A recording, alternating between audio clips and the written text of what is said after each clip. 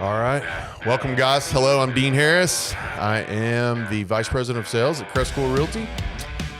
Welcome to the Investor's Guide of Memphis Real Estate, the podcast where we guide you on your real estate journey here in Memphis, Tennessee. Thank you guys for tuning in today. On today's show, we're going to talk about how to use a line of credit. I've got Douglas Skipworth with me. You are our founder, principal broker of our real estate company, our property management company. That's right. And you're also our largest client here from an owner standpoint. Yes. So making sure that we... Yes, you do eat the cooking. I love that. Today, we're going to dive right into this. If you have any questions about the show, email me, dean@crestcore.com. You can check it out on Facebook, our YouTube channel, Spotify, iTunes, wherever you would get your podcast. So let's dive right into this today. We're going to talk about line of credit, how to buy a house with a line of credit, right? I mean, how to use it. What is it? What's a line of credit? Man, I'm so excited about this episode because it is probably the most important topic we can talk about for this market. Like, because if you're not the strongest, right now it's the strongest offer wins, the fastest offer wins. Yep. Otherwise, you're getting scraps, the leftovers. Yes. I mean, that's just the way it is. But this is also a great topic for if you're in this game to build a portfolio over the long term, because you have to have a line of credit to succeed over the long term. So it's a great topic. Yeah. And I'm pumped to get It's coming up more and more often. I'm having clients ask me, hey, I had a conversation yesterday with a client, and I said, hey, don't be surprised if you offer 10 times on 10 houses and don't get them. Yep. Just don't be shocked. You can, but don't be shocked if you have to 10, 12, 13, 14 offers and boom, we finally get it. It's the way the market's going. The good news is this, and this is what I told them, then we'll dive into this line of credit. The good news is that's not a bad thing. The reason why I say that is because everyone else is bidding on this house too. You and other like investors are thinking that this is a good product to buy and to hold. So don't look at it as, man, this market is just completely and totally oversaturated. It's not. We closed 34 homes in March. It's not oversaturated. We've got products to sell. We have houses to sell. Just be patient. Just understand that this system is a little different. The info we're going to give you today about a line of credit is hopefully going to help you for sure with this. So let's talk about line of credit. Yeah. What is a line of credit? I thought about this. So what's a line of credit? If you simplified it into 2 words, cash offers. That's what a line of credit is. Yeah. That's why you want it. So, but a line of credit, it's a revolving product that a bank or a financial institution provides where you can borrow up and down up to a preset limit with a variable rate in and out over a certain period of time. A good example is a credit card. That's a great example of one. A credit card is unsecured. And you can go up and down. You pay it off. If you don't pay it off a certain time, you start the interest. Lines of credit, depending on what they are, can be structured a little bit differently, but it's a similar concept where you're in and out and paying a rate for carrying a balance. You alluded to this a little, but where do you get these lines of credit? How do you come about them? I mean, is there a company that just says, hey, we're a line of credit company, or is this strictly a bank? I think there are it's mostly financial institutions. Okay. Where you get the actual product, the line of credit product.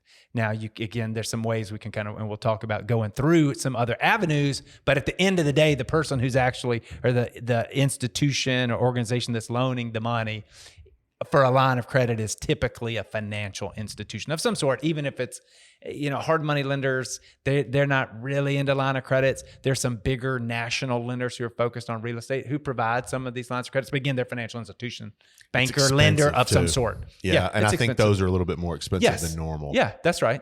Cheapest and easiest way that I've heard clients tell me that they obtain a line of credit is through their equity in their home. Personal home equity line of credit, or a HELOC is what you'll call it. The most common way you've used. That's the way I started. I know. Go ahead and tell us. Well, 100% how I started. Easy example. I think we paid $215,000 for our house 20 years ago. Yeah. Put 20% down, and so we had a little mortgage that we were paying down. The house was appreciating, and over X period of time, we had accumulated $100,000 in home equity on our personal residence. Yep.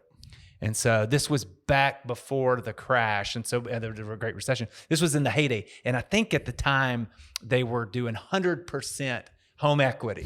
So the value of your home is what they would value the equity. Yeah. Or they'd value your home. And then they would say, we'll loan you up to 100%.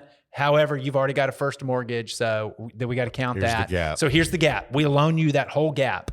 And this was back in the crazy, crazy days. And they did it at prime minus 1. Prime minus 1. They were giving money away back then. There used to be home equities that were 125%.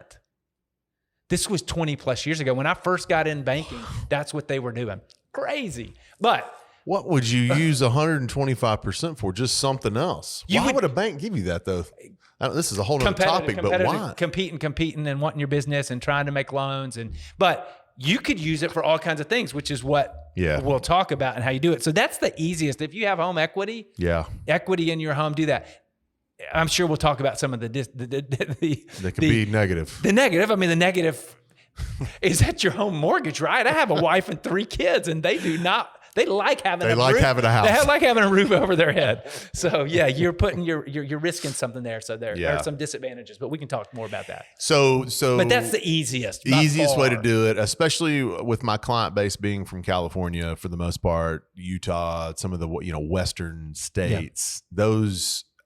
That housing market has appreciated. Yes, you likely would be surprised if you haven't looked at what that number is. You might have $100,000 at your fingertips and you just don't even know it yet. So I would encourage you to kind of look at some of the value. If you haven't, most have, but if you haven't, look at some of those values and see if you can create that line of credit, through your personal home. We don't do a lot of new sales to owner occupants. Alyssa does and others in the group. But as we talk to homeowners, anybody who's bought in the past 2 years in Memphis their equity has appreciated so much. So as they pay down their mortgage and appreciation, they have home equity. They can go get a line of credit. So that's the easiest. Yes. The most traditional kind of middle of the fairway. There's some others. Like the best way is to get an unsecured line of credit from a bank. Like if the bank loves you for whatever reason, or you have a great relationship there, you have a credit score, something, where the bank loves you and will give you an unsecured line, that is the best by far. If you can get that. I don't want to set any expectations for these items. That is extremely hard to get. It's extremely hard to get for even a person like me.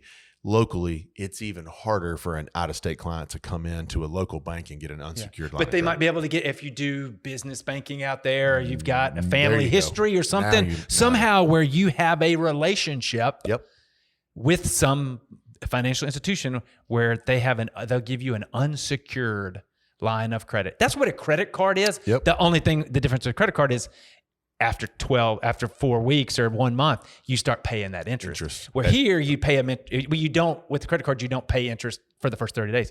With the line of credit, you would, but the rate would be significantly lower. I'm talking 3, 4, 5. I mean, what prime minus 1 was in the heyday. Prime, I think, sometimes it's good. And I've seen lines of credit from banks like that, 25,000, 50,000, 100,000, 500,000. It's a long story, but we once had a $1.5 million unsecured line of credit with a local financial institution. It was unbelievable. It was great. The ability to buy and scale changes everything. It's a game changer. And I'm willing to talk about my scenario a little bit too. So the other way to do this is to build a rental portfolio. Okay. I can talk a little bit about this. So the first few houses I bought in 2016 or 15 late 15 were over here in Berkeley and 38122 and 38108. I've got a couple in the Nutbush area, which are still performing really well. I bought them cheaper than where we're at right now, and created a ton of equity, almost triple the amount. So I was able to go to a bank here locally, use that equity there, and secure a line of credit. Now, they at first talked like a second mortgage. just about like a second mortgage. But here's what they do. They didn't actually officially lien on it. They just saw it. So they kind of, that's they loaned it as an unsecured. Unsecured It's going to be difficult to get that. But my point in telling that story was I could have used that officially and gone on record and paper with it and obtained, $300,000 or $400,000 in a line of credit. It changed my business. Yeah. You know this. You and I have talked about this several times. I have been able to scale and move quicker with what I feel is a better end product than the first 10 that I bought. Yes. I'm able to buy them and rehab them and just use the BRRRR strategy. I was going to say, do you find a house? Mm-hmm. Let's simple math, $100,000. Yep. Do you use the line of credit to pay that $100,000? I mean, you borrow from your line of credit, pay cash, rehab it. It's a cash offer. I want to state that. Yes, that's the thing. A cash offer. You said that when you first that's sat what down. the line of credit. The biggest is in today's world, and I mean today, like 11:30. Today's world, cash is king. So this line of credit is your cash offer. Absolutely today, but it's really as you go forward, it's always cash. It's always been king. Cash is always king. So it's like having a line of credit is important for today, but it's just as important for the future, for later. So cash offers. So you pay you borrow $100,000 off your line. You pay a $100,000 cash offer. Mm-hmm. You rehab it, and then you take. Let's say you put 20 in it. Mm-hmm. Then you go to the bank. It appraises for 150. Mm-hmm. They loan you 120, and you immediately pay back your line of credit. Mm-hmm. So now your line of credit's back to zero. Yes. And you've got a long-term asset with a long-term mortgage that is rehabbed. And it's the rent's paying for it, and it's doing that, and now you're back. That's the classic BRRRR strategy. And that's exactly what I did. Remember, I had a $100,000 line of credit. Yep. Started in BRRRR, 38122, just like you. Yep. I bought a $45,000 house. This was 15, 20 years ago. Yeah. $45,000 house, borrowed on my line of credit, paid cash to the offer, put 5 in it at 50, went to the bank, got an appraisal for 70, got 50, didn't get more than 50, didn't borrow more. No, because I'm going to talk about that too. Okay. Didn't borrow more, did take out, not a cash out refi. This was get a mortgage, pay back my line of credit. Now my line of credit had gone from 100 to 50 because I borrowed. Now it's back to 100. Yes. And then I can repeat. It's the BRRRR. It's the repeat. It's the BRRRR without the actual cash money in my hand. Correct. You're using this line of credit or to hard money that. lender. I mean, it's you going with, because you've built up equity and have a line of credit, whether that line of credit is through your home, whether it's through a rental portfolio. The second line of credit I got was through a property similar to you, bought a house, long story, but it was a steal of a deal through a tax sale, bought it for $13,000, put 20 in it. So it was at 33. It was an awesome house. It appraised for 100. The bank said, hey, rather than terming you out, we'll give you a line of credit for 70%, for $70,000. So first thing I had to do was borrow 33 to put that money in there. But then I had $37,000 in a line of credit that you could go use on that I could go use to buy the next BRRRR and do that. And then over time, we paid that 33 off, and then you have a $70,000 line of credit. Yes. So and the ability to move quicker and faster with cash offers. The way that I'm at right now, I can do more than one. And cash rehabs and cash. I mean, cash. All of it is, my contractor loves it. Yes. I get the money from the bank, and here it is, man. Like let's just shuffle and go. And it gives the investor who's not, because sometimes I think there's a misconception to invest in real estate. You have to be a millionaire and make $1 million a year, and you've got to be this and you've got to be that. That is not true. I've got firefighters. Sure. And bless those guys, but they don't make a huge salary, right? They just don't. I have firefighters that are using the BRRRR strategy to buy rentals and to scale. So this is wild. You got it. Sometimes you got to be creative. Sometimes you got to be scrappy. Sometimes you got to think and work the angles and try and figure out how to do it, but you can do it. Really, a line of credit, if it's not unsecured, like a credit card, and I had a $23,000 credit card. Yeah. And I bought a house. This was back in the heyday when credit cards were crazy. It was a credit card, $23,000 limit. It had a 0% cash transfer. So like if you wrote a check, if you wrote a check and put a balance on there, it was zero. There was no upfront fee. And then it was like 5% for 18 months. 5% a month for 18 months. So I was like, I found a house for $20,000. This was a long time ago. Yeah. And wrote a check from that credit account, from that line of credit account for $20,000, got it, put it. And then for 18 months, I had a loan at 5% that I could then go refi or do whatever. And go, so yeah, it took a while to rehab it and get it in a couple months. These are incredible examples, because these are things that these investors are listening that can take back. And will they be able to use the credit card system? Who knows? But what it's going to do is trigger a thought process of creativity. Yeah. That is not hard. It's not super complicated. I mean, another one, I want to bring this one up. Yeah. Investors that are coming in here are typically successful in their own right. They got banking relationships at home. Yep. They've got, the guy down at the bank where they go have a drink on Fridays, and they know him really well and they know what they're doing. Get that line of credit from him there, buy them here, and then refinance with a permanent bank here. There's different ways to do this.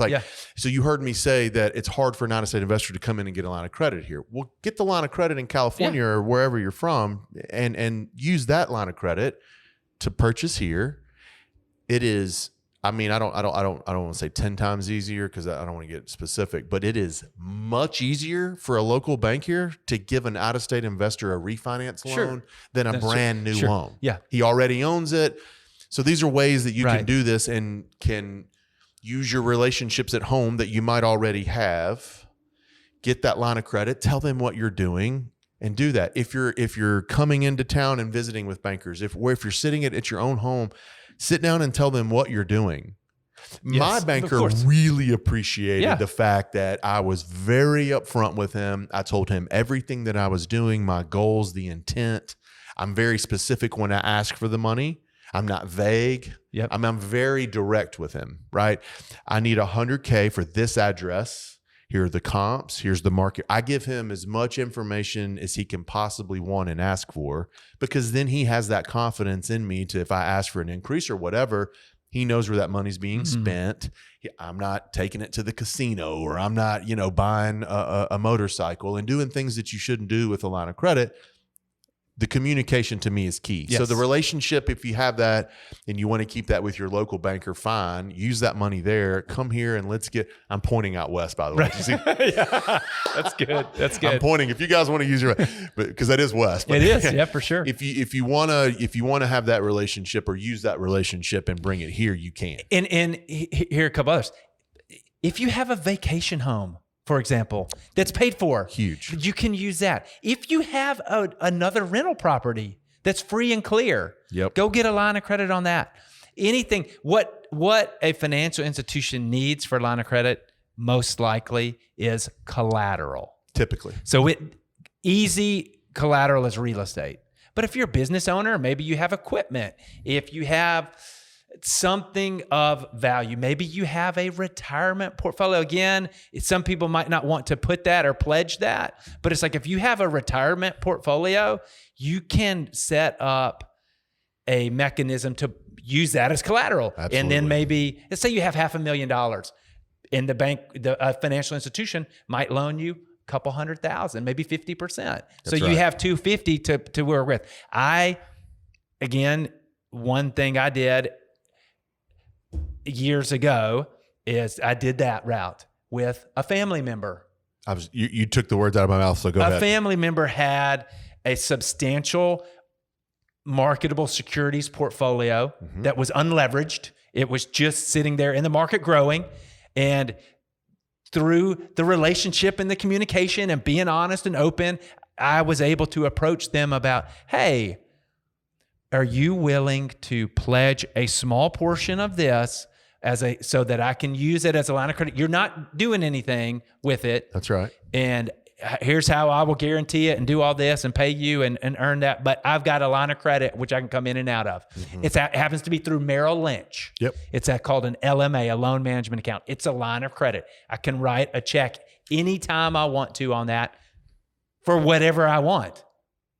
You just have to be disciplined. That's right. And go pay it back and do the BRRRR strategy or whatever you're doing. So, and if you remain honest with yourself in the process, then this will work. You know, if you're a cheater, you're going to cheat yourself and it ain't going to work. But I mean, yes, I love that. I was just about to say, if you got even the wealthy family member that maybe it's not even insecurities or it's whatever. And you say, hey, I'd like to borrow 150 grand here. I'm going to pay you interest every month. And here's my strategy to run it back. Maybe you can run it there. Same thing. Same thing. So, or if you have CDs or savings and you can borrow against it, there are all kinds of ways. If you have collateral, if there is collateral, you can borrow against. Yes. So the process of using the line of credit, to me, and then we'll hit the negative if there's any, hit the negatives on this. But the process to me, or the takeaway is, my offers are now cash.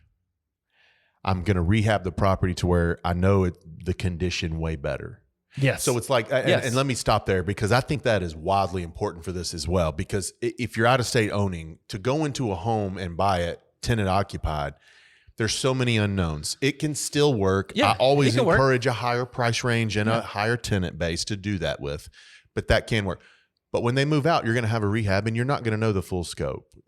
Again, it can still work in a little bit higher price range, but in, doing the BRRRR strategy or using the line of credit to purchase it, get it in good condition, rehab it, rent and it, refi it back out. I mean, what you've done is you're able to amortize your rehab costs. Otherwise, if you buy it occupied and you get a loan and then you have a $20,000 rehab, that's out of your pocket. I learned the hard way. Or put it on a line of credit, but a line of credit isn't good. It's more of an in and out short term. You don't want to mismatch it. And that's when you have a short term variable rate line of credit. And all of a sudden you put something on that's going to take you 5 years to pay back. No. You want to pay a line of credit back monthly, quarterly. I mean, you don't want money sitting on a line of credit indefinitely. And sometimes banks will have provisions with the line of credit that you have just sit there. That you have to, it's got to have a zero balance for 30 days or something just to make sure you can use it. Yeah. And so you just term something out if it's too long term. So I love the line of credit. I think it's great. Any downsides to this? Is there anything that, we've praised it here for 30 minutes. Is there anything that people should either look out for or beware of, or reasons why you wouldn't want to use a line of credit? I mean, when I think of the downsides to it, there are the collateral simply they're like collateral, the rate, the term, short term, the discipline you have to have, the refi risk. They're kind of risks associated with it. So what I mean is like, it's a short term product. Yep. So it's like a credit card, right? You don't want to carry a balance on a credit card. No. You don't want to carry a long-term balance on a short-term line of credit. Yep. So it's in and out.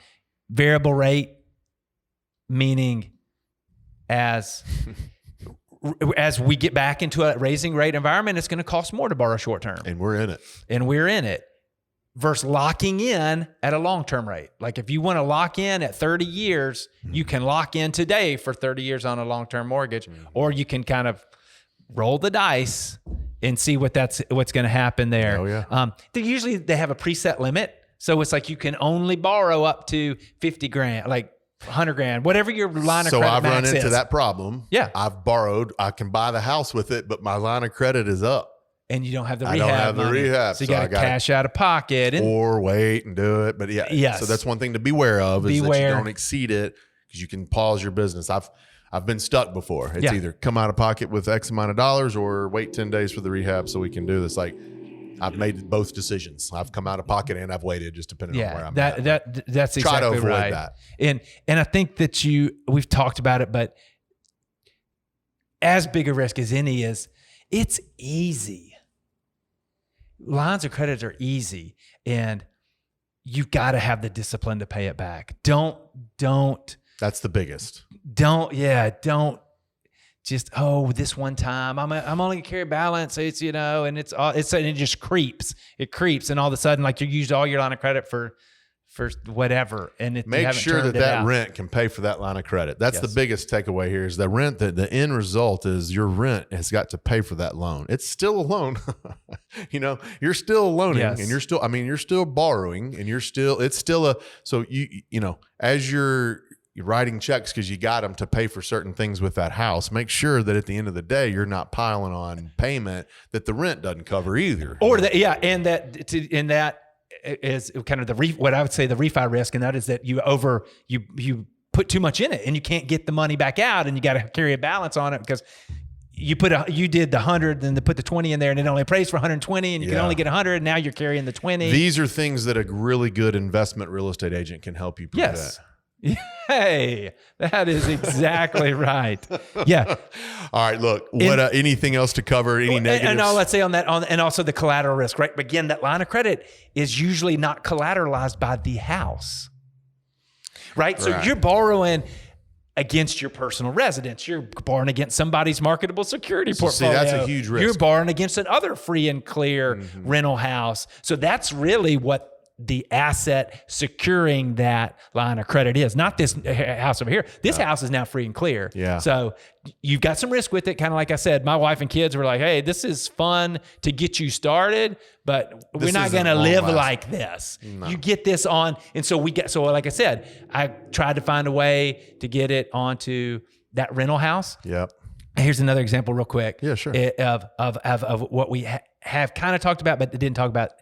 And that is, maybe here was the coup de grace of everything ever done. Bought a $3 million portfolio. Bought a $3 million. It was a long story. It was 100% financed by the bank. This was back, in the heyday of the banks taking stuff back. So we did help them.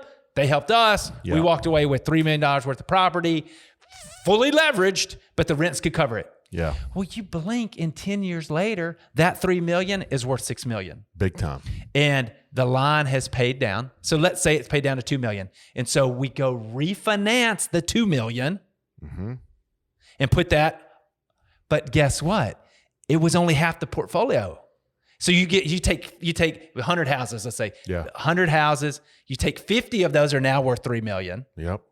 And they take the $2 million left, and then you got 50 free and clear, and you go get a $2 million line of credit on that 50. So you take a asset that's appreciated. Say you have a portfolio, you take half of that portfolio, refinance out the debt, and then you've got free and clear assets over here. Go get a line of credit on here, and now you're set for all. Should be your career, your real estate career. I don't want to say set for life, but you should be set so that now you don't have to jeopardize your house, your family members, marketable security portfolio, your lake house. Now I don't have anything on my personal stuff, so I have managed to get it all. And then you get it all on your business. And if you refi it out, then you got free and clear, which the bank loves. You got a line of credit on it, so there's a progression to it that sets you up. And that's why I say this is so important. Cash offers are so important for today, but lines of credit and cash offers are so important if you want to build something enduring. Big time. I have been able to scale my business the last 3 years, and I had no idea I would be able to do it by using a line of credit. Yes, absolutely. It was the way it was just the best route to take and the best way to go. Yeah. Anything to add before we go? I mean, the only thing is I would encourage people, if they're not using them, set yourself a goal. Yeah. Like, hey, I want to get a line of credit by this summer or this year. In the next 6 months, I want to have a line of credit. And here are the steps, whether it's meet with the bank, get some names, figure out what some collateral could be, look at different ways, and then go get it. I mean, like, now is the time to go get a line of credit. To touch on real fast is how to go and get it. And it's just really, it's either your personal home and you talk to your lender that has the mortgage, or two, going to the bank and explaining to your banker what you're trying to do. Yes. Literally just have an open dialogue of how can I secure. I want to tell people this too. You don't typically jump into a $500,000 line of credit. No. I didn't. I started at $75,000. Yeah. A home equity line was $100 after I had paid. I mean, but that was $100 of equity that we had built up in our house. That's right. So you're not going to pop out right away and just be like, "Hey, we're going to give you $1 million," unless you have somebody who trusts you. Put it on, yeah. Again, if you have somebody with the marketable securities portfolio, that was able to help you, whatever. Yeah. There are different ways to do it. So you can talk to lenders. You might need to improve your credit, set some goals, because the higher your credit score, the better the more credit worthy you are, the better. That's exactly right. There's a lot to do it. It's a great topic, man. It is a good topic, and I feel like there's there's so many advantages to structuring your investment real estate strategy this way. It's just, there's so many advantages to it. There's so many ways that it benefits you in the long term, not just immediate in right here, but for that long term. Like, we're not even talking about, one thing we're not talking about is the lower maintenance dollars that come in months later, in years and sometimes, right? Because you're rehabbing the house. You're using that line of credit to rehab, fully rehab. So that's more of a BRRRR concentration topic. But by using the line of credit, it allows you to do that BRRRR, which we believe, you know, I feel confident saying is kind of one of the best ways to buy. Sure. You know, one of the best ways. That's my primary strategy. It is mine too. It always has been. And using the line of credit, and again, for me, it's cash offers. Yeah. Wherever you are, cash offers, that's the strongest offer wins. Yeah. And that's the way to get it. So everybody should use you should use a line of credit. If you can. It's the best. You got to work towards it. If you can't do it now, build a plan to work towards it. Start with something. Yeah. You know, start with something. And build it up. I told the story. I didn't start doing it.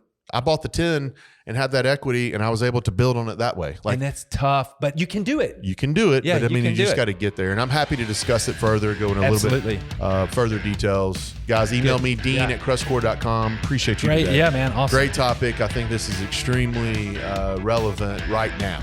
We're offering cash offers, or it's always king, but it's been a higher priority here recently. Highest, and best. So it's gonna give you that advantage when we're making offers. If you have any questions, dean@crestcore.com. After the show today, it'll be you'll find it or the podcast on Spotify, YouTube, and everywhere else. So thanks, man. Great topic. Awesome. See you guys next week. Appreciate it.